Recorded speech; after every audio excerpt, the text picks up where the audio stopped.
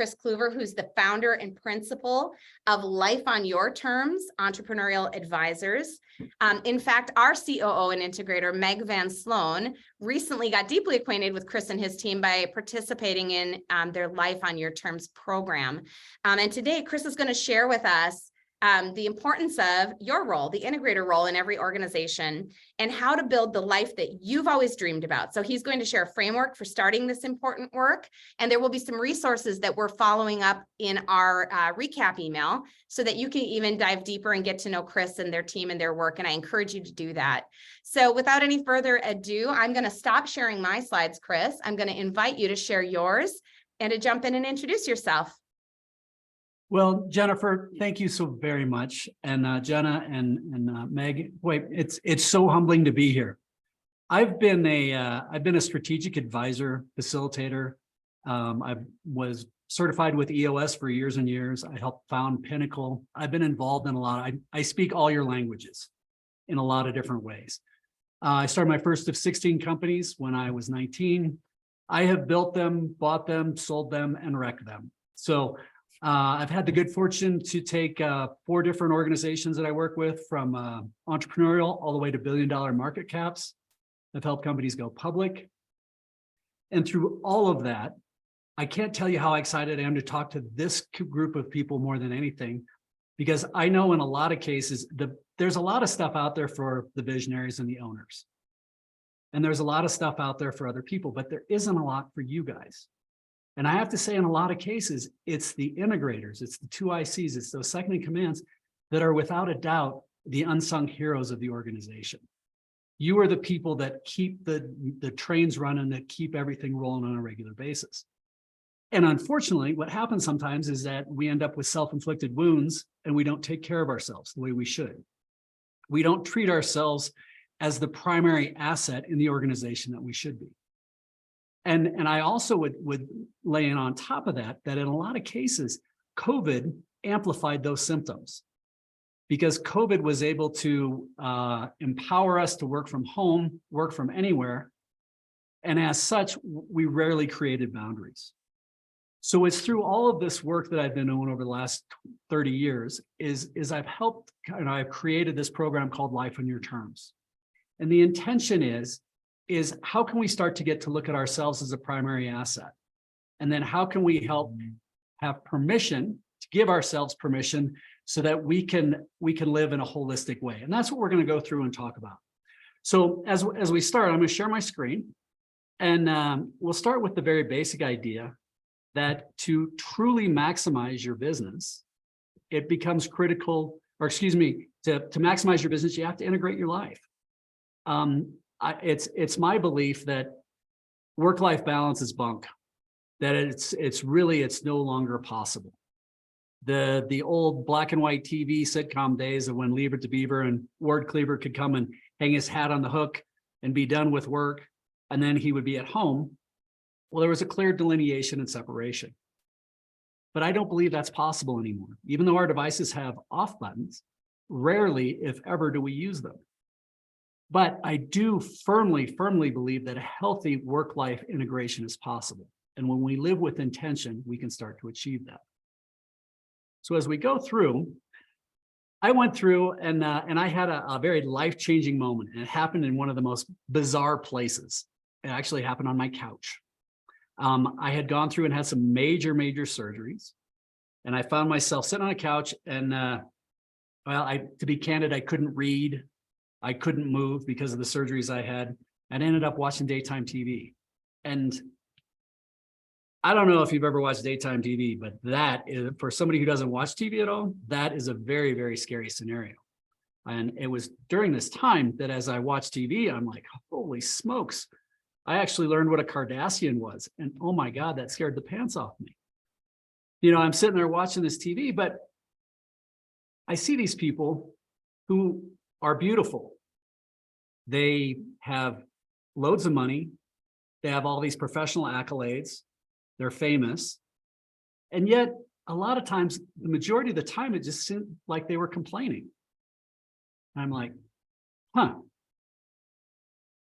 But it didn't make me feel very good when I realized that I was measuring success in a lot of the same ways that the Kardashians were. I didn't feel very good about myself with that. So long story short, as I switched over, started watching some shows about these guys out in the middle of nowhere, Alaska. And I like that kind of thing. I like the backcountry in the woods and all that. And here are these guys that in some cases are living on less than $10,000 a year in incredibly harsh conditions. And they can't get through a session without saying or a show without saying how fortunate they were, how grateful they were, how filled with joy that they got to live the way they were. And it was with that, it was sitting on this couch that I started to go down that rabbit hole about redefining what success looked like. And what I'm going to invite you today is to join me with this. And we're going to talk through maybe some different ways of looking at it. And my objective for you is hopefully you'll have some tools to maybe assess where you are and start to look at success in maybe a little bit of a different way. How can you really embrace that you're the primary asset of the organization? But I want to pause on that for a second. When we say that you're the primary asset of the organization, why does that matter?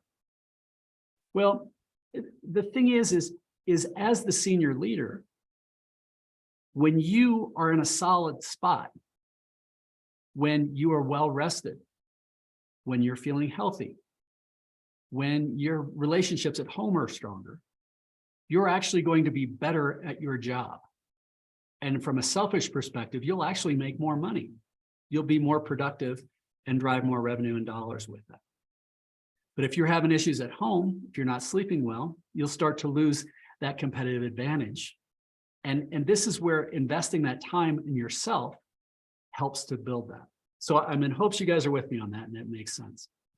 So when we go back to the slides, I went through this experience, and out of this, I ended up creating a tool, which I'll give you guys access to, that we call the balance wheel. Now, in most cases, as an old guy, I would go through and I would say success is more on the left side. This is not scientific, this is me, but ideally success is going to be more resources and professional driven. As a 55-year-old, that's how we look at it. Oh yes, money, names, titles, things like that. Now, on the left side, or excuse me, on the right side, with the relationships and our health, I would make the argument that this is the way more and more of the millennials and the Gen Zs are looking at success. But let's test this. Let's use that as an example. Let's say we have an integrator and she is just an absolute machine. And she is just crushing and growing the business like nobody's business. It's just exploded. They've gone to hundreds and hundreds of millions.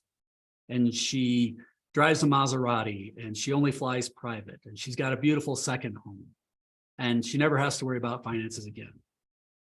Well, on the outside, we'd say, wow, that person is very successful. And in the traditional measures, we'd say, we'd have to agree that, yeah, she is.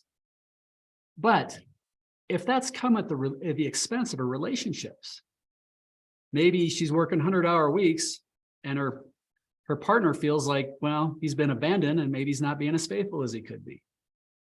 Maybe the kids are acting up and they're doing things with different addiction issues. I can't tell you how many people I've worked with who feel like they have actually no real friends. Or maybe it's in the physical end. Maybe this person's starting to be not healthy at all. Maybe they only can go to sleep at night with a handful of Xanax. If that's the case, they are not protecting the primary asset that's them. And as such, they're going to blow up. Now, if we go on the flip side of it, if we end up saying so a lot of the millennials and the Gen Zs, which by the way, I think are our hardest working generation that we've had ever, provided they clearly buy into why we're doing what we're doing. But if they're only focused on family and friends and the relationships, well, they may end up being really healthy and happy and living in their parents' basement.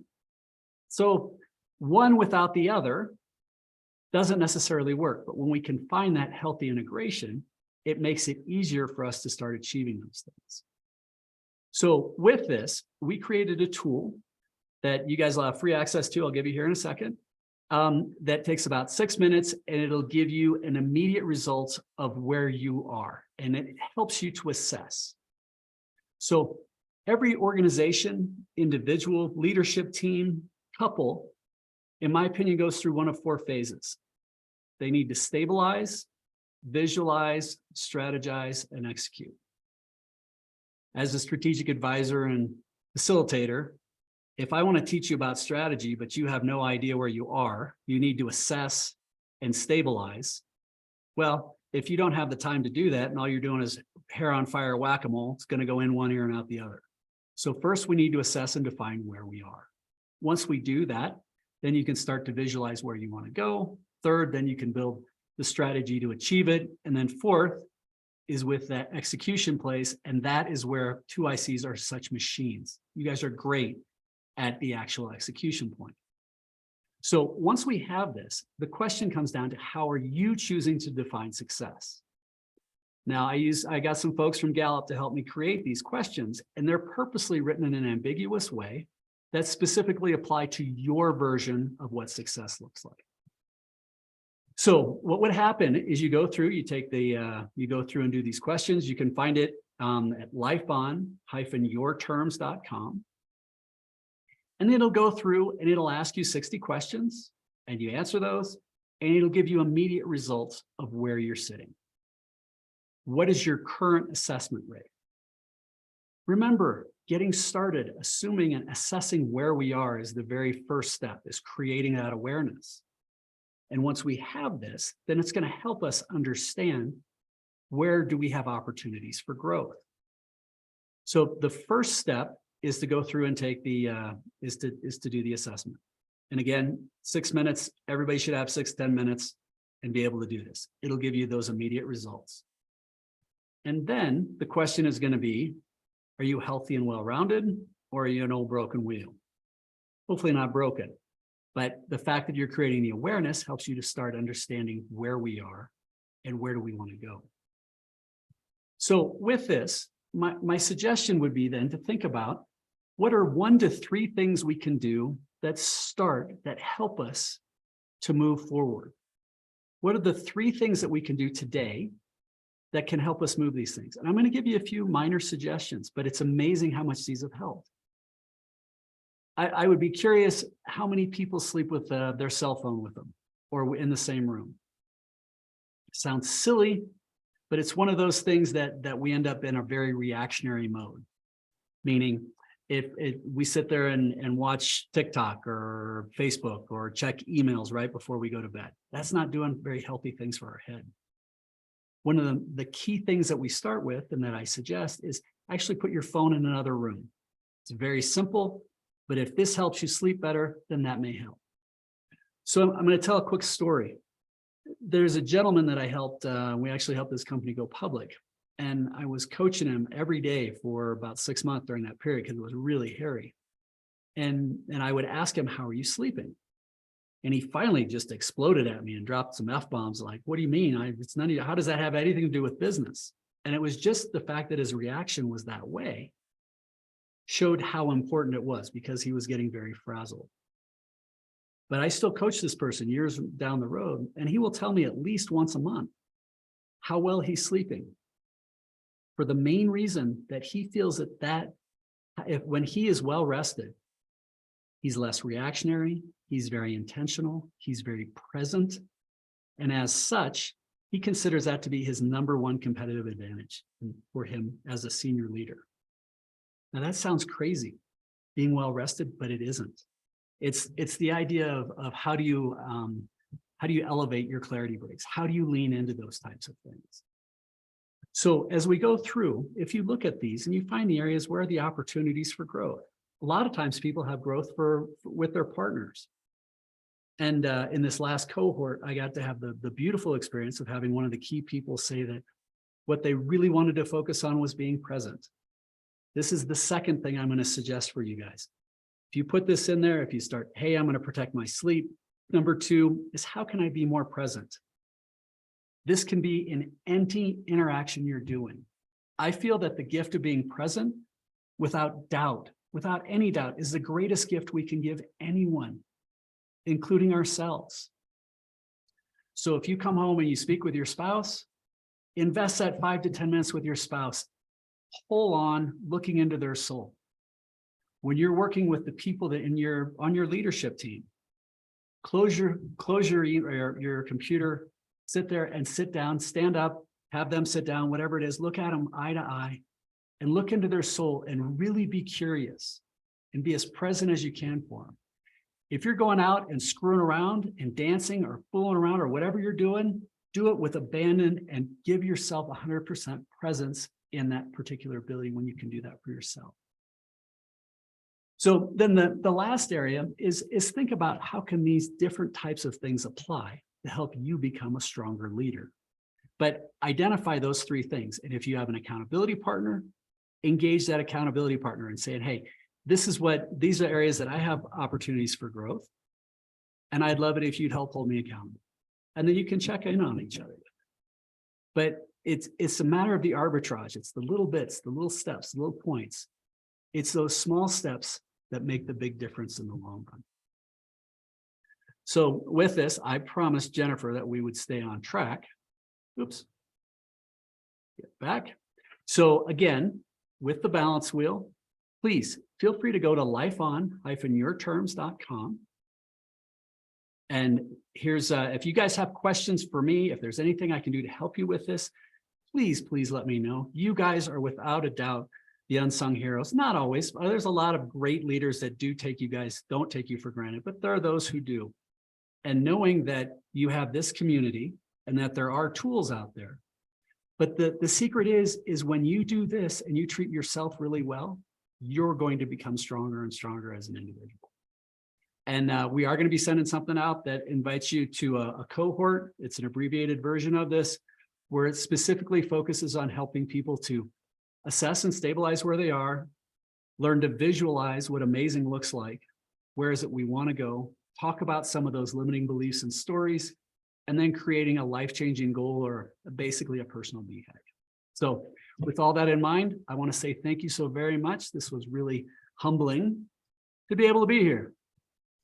Thank you, Kris. That was great. And you got some really nice shout outs in our chat. So we appreciate you. We appreciate these great reminders and you speaking a lot of the language that speaks to me, because I remember like to the day that I gave up on the concept of work-life balance. It was somewhere after I had my third baby, wasn't sleeping, working full-time, working in a fast-paced entrepreneurial business, and started to understand that it comes down to work-life integration. I've called it that for years, and operating from a position of prioritization, right? And I've also been saying for the last several years, sleep is medicine number one.